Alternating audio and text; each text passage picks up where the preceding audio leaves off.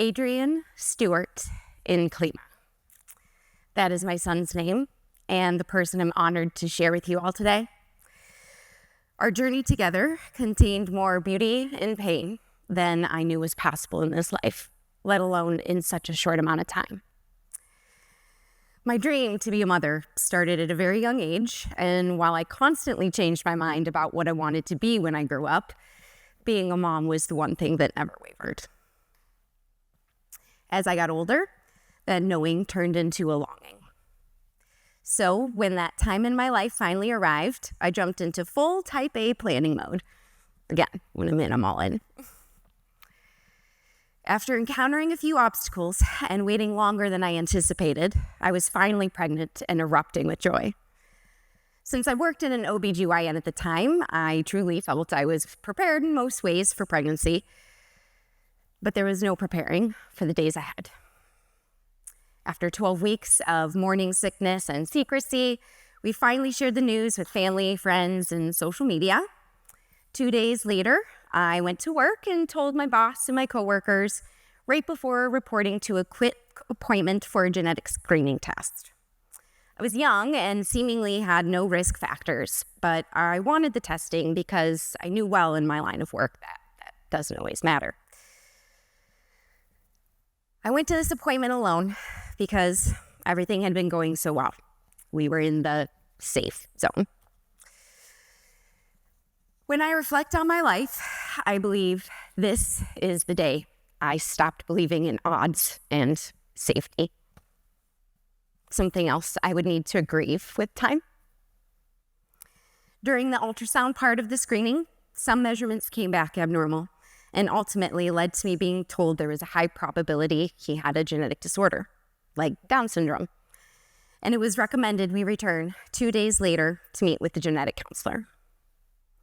My chest and throat became tight, seized with fear and panic. Suddenly, I felt more foolish for attending the appointment alone than for making it in the first place.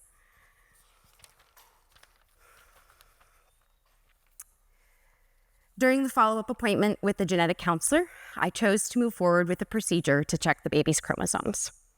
It was only 2 days later when my doctor called and said the chromosomes had come back normal for the scariest disorders.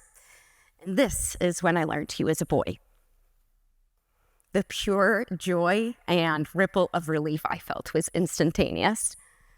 And this remains one of the happiest moments of my life, despite the despair that would follow. Though the rest of his genetic panel was found to be normal as well, the doctor explained she was quite surprised. There were a number of issues that could be present to explain the abnormal results, so we would need to return in 3 weeks. Those were some of the longest weeks of my life as I waited for that follow-up ultrasound. I struggled to feel excited and harbored immense guilt that I didn't. We'd ruled out what was considered the worst disorders, so why couldn't I just feel joy? Knowing our baby was a boy changed everything. I was now planning for life with a son.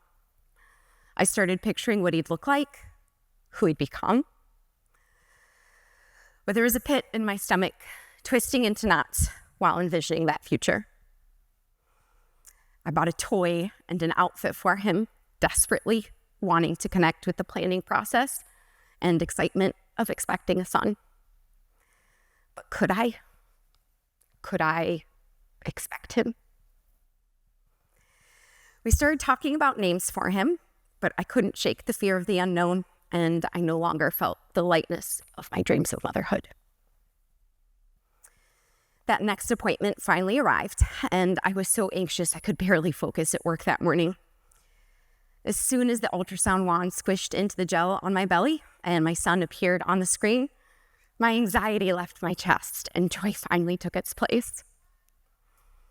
Our baby boy had grown so much. We could see little details now, his kidneys, stomach, brain.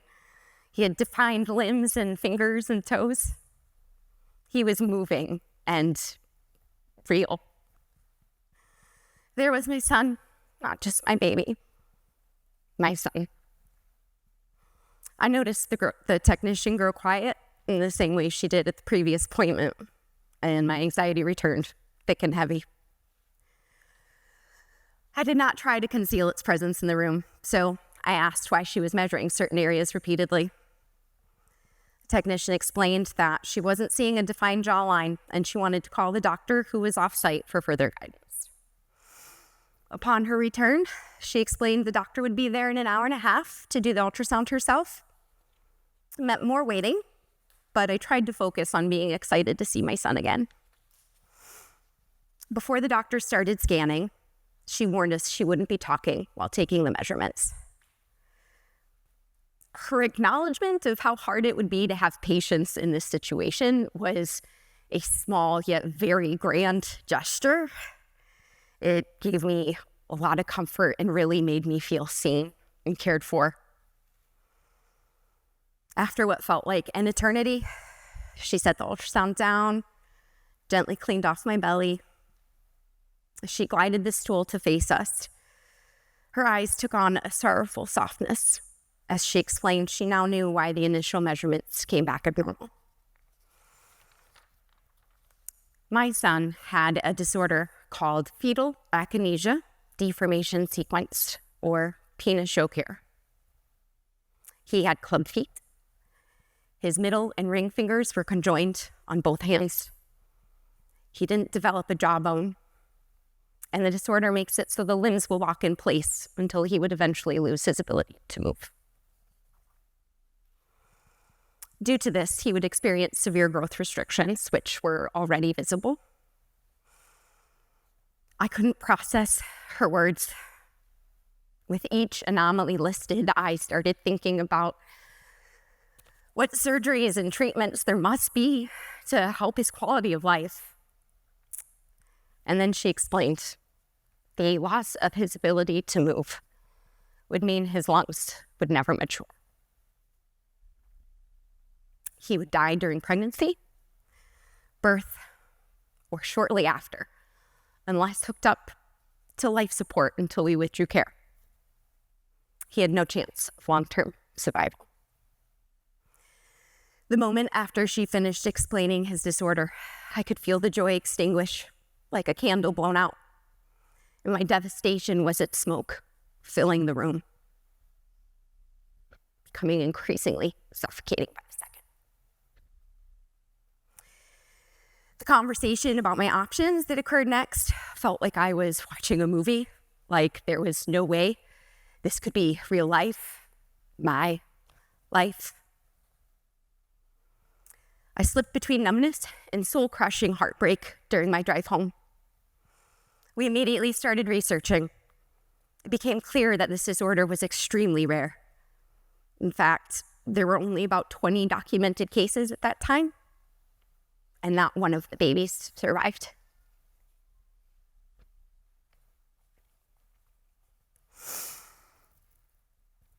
And that's how we knew there's no protecting ourselves from this pain, but we could protect our son. As his mother, it felt like the only thing I could do for him. I couldn't bear wondering if he would be in pain as his joints locked up and he lost his ability to move. We made a choice to protect him from any further suffering, and that's what we did. I did not choose for my son to die. That was not a choice I was given. I was given a choice of when he would die. Didn't matter if we chose to let him die naturally, that still would have been a choice. Still one that didn't feel natural. Working for an OBGYN at the time meant my reality was having to go to work, pregnant, around pregnant women, while waiting for my son's movement to cease and for him to die. However, if we chose to interrupt the pregnancy, then I wouldn't be allowed to be cared for by my doctor, the hospital I was employed by, nor could I use my health insurance because I worked for a Catholic hospital. That was reality, though it felt like a nightmare. I ended up being referred to a different doctor and was told by him at my appointment that I was too far along to have the whole procedure done in one day. I could start the process that day, and complete it in a different office the next day, since it would be the weekend. Or we could return Monday and Tuesday to that office location. I'd spent the last 2 days curled into a ball in bed, counting down to when I knew I would lose my son. I couldn't bear any more days waiting. It was a living nightmare. So without much further discussion or guidance, we proceeded that day. When we arrived the next day, we discovered this other office was actually a standalone abortion clinic. There was a couple protesting outside when we arrived. They glared at us when we approached, spewing hateful and judgmental words. I started up the staircase to the door, and involuntarily I turned to them. I was broken and speaking with more conviction than I ever had and probably ever will again in my life. I have more love for my baby than anything in this world. You have no idea what you're talking about. My throat threatened to squeeze itself shut, but my anguish pushed the words up and out of my body, while my eyes exuded an undeniable torment. I'll never forget the look of confusion and regret that washed over their faces. The couple were nowhere to be seen 5 minutes later. I was forced to be alone throughout the whole procedure, both days. I left with no mementos and no options for disposing of my son's body. The physical trauma I endured while emotionally shattered remains buried deep in my soul almost 13 years later, and I wish I could say I eventually dealt with that trauma. But the panic attack I experienced when I randomly found myself on the same street as that clinic tells the truth. It's too much. So I leave that package tightly in the deepest corners of my mind and my heart, because the agony of losing my child is soul splintering enough after all. There's a uniqueness to the loss of an unborn child. As the shock settles, you wake up from your nightmare and somehow reality feels worse. There aren't memories to exchange with others the same way there are when a physically tangible loved one dies. Your baby existed solely inside of you. Even your partner can't relate the same way. And so the isolation sets in. The awkwardness your grief causes other people is palpable more often than not. To this day, it's difficult for me to wrap my head around that us lost parents often feel simultaneously like we are the elephant in the room, but we feel as small as a mouse. Why is that? Having to make a choice added a layer of guilt and shame that was consuming, enhancing my loneliness further. I was confident in my choice to protect my son, but I couldn't bring myself to share the details out of fear of judgment that may distract from the bottom line. My child died. I quickly understood I needed to give my son a name because I needed the world to know he was a person, my child, and he existed. A month after he was gone, I gave him his name, Adrian. Returning to work 1 week later with pregnant women prolonged my zombie-like state. I was crippled with anxiety every morning, knowing I was headed into a day of aversion therapy, essentially. Exposed to the most painful thing I could imagine, but also forming a disconnection from it. I started seeing my therapist every week and couldn't have managed those days without her. Desperate to feel understood, I started researching for support online and locally.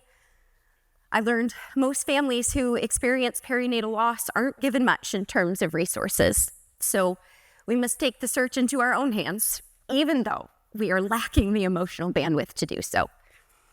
Search for yourself or keep suffering alone.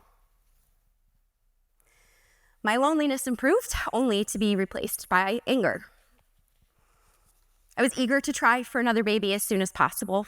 My longing to be a mother sat heavy on my chest, consuming me. This newly inflated anger became my life raft, keeping me afloat every day. It was necessary, so despair wouldn't drown me.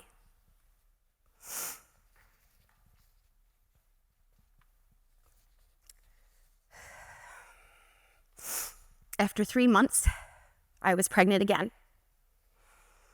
I was guarded with my excitement, but excited nonetheless. It was the first spark of hope I'd felt since Adrian's diagnosis. 1 week after my positive pregnancy test, I miscarried, and the spark extinguished. This loss felt different. I was terrified this baby had the same disorder as Adrian, and I'd never have a healthy baby.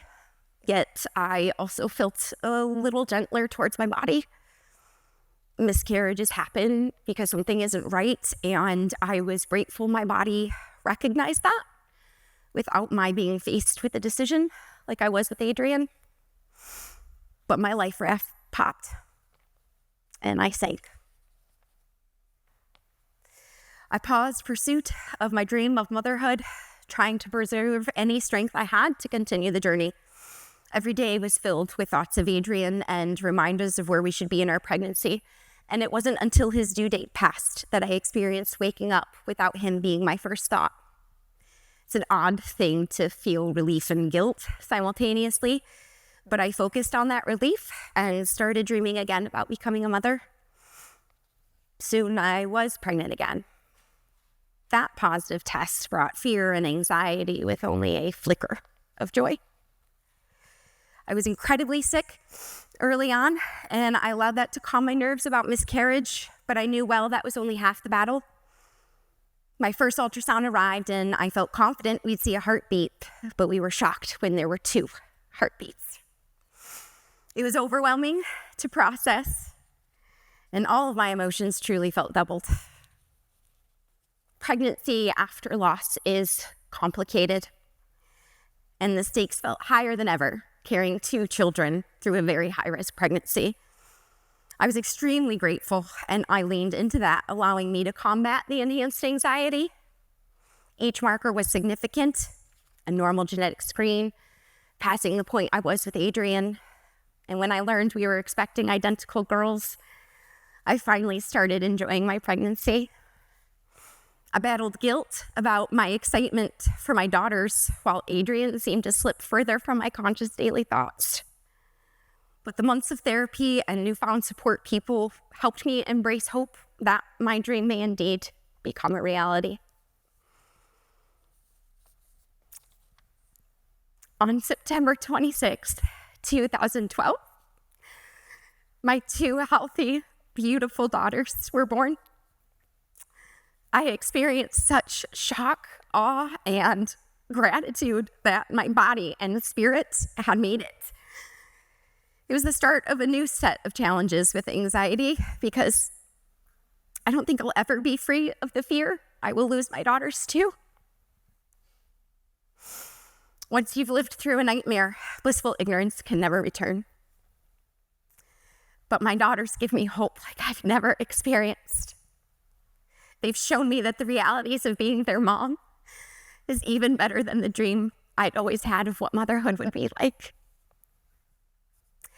I've learned that motherhood can be messy and full of difficult decisions.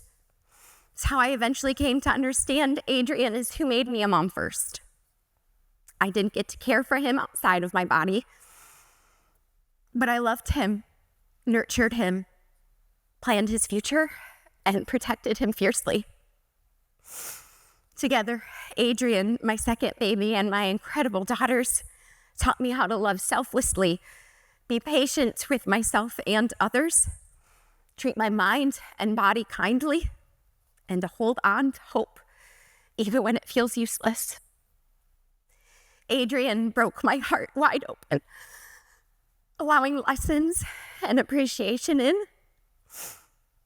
And then my daughters glued my heart back together, as beautiful as an antique teacup with golden adhesive, bonding the broken pieces together. To my son, Adrian, thank you for the gift of your presence and for making me a mom. To my daughters, thank you for being my dream come true.